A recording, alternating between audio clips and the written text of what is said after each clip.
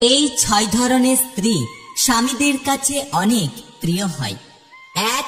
যে স্ত্রী নিজের স্বামীর রাগ হলে চুপ থাকে এবং স্বামীর মুখে মুখে তর্ক করে না। 2. যে স্ত্রী নিজের স্বামীর নিয়ে অন্যের কাছে গর্ব করে, কখনো স্বামীর বদনাম অন্যের কাছে করে না। 3. যে স্ত্রী নিজের স্বামীর ইনকাম দেখে খরচ করে, কখনোই ইনকামের থেকে বেশি খরচ করে না। 4. যে স্ত্রী স্বামীর সাথে কখনো উচ্চস্বরে কথা বলে না, বরং সবসময় ভদ্র আচরণ করে। 5. যে স্ত্রী অন্য পুরুষের প্রতি কখনোই আকৃষ্ট হয় না, বরং সে এক পুরুষে আকৃষ্ট হয়। 6. যে স্ত্রী স্বামীর কাছ থেকে কোনো কিছু কেনার জন্য টাকা চায় না, বরং সেই জিনিসটা তার থেকে চেয়ে নেয়। একতরফা ভালোবাসাগুলো এমনই হয়, একজন পাগলের মতো ভালোবেসে যায়, আরেকজন পাগল ভেবে কষ্ট দেয়। কাউকে সত্যিকারের ভালো না বাসতে পারলে তাকে বলে দাও, কিন্তু কখনো তাকে মিথ্যে স্বপ্ন দেখিও না।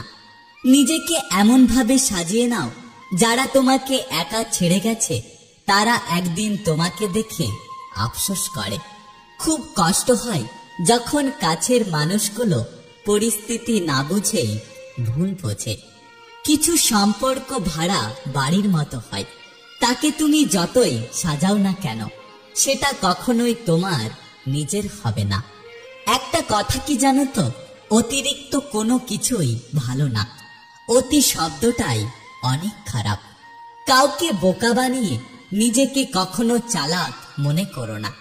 একটা কথা সবসময় মনে রেখো, সে তোমাকে বিশ্বাস করেছিল, তাই তুমি তাকে বোকা বানাতে পেরেছ।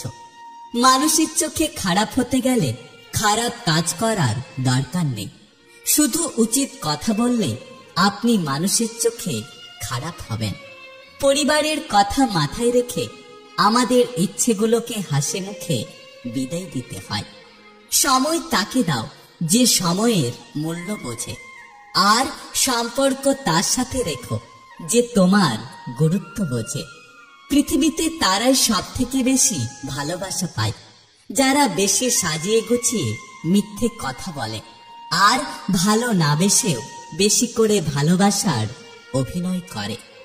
সময়ের সাথে সাথে যদি কোনো সম্পর্ক বদলে যায় তাহলে ভেবে নেবেন সে সম্পর্কে কখনোই ভালোবাসা ছিল না, বরং যেটা ছিল সেটা হলো প্রয়োজন।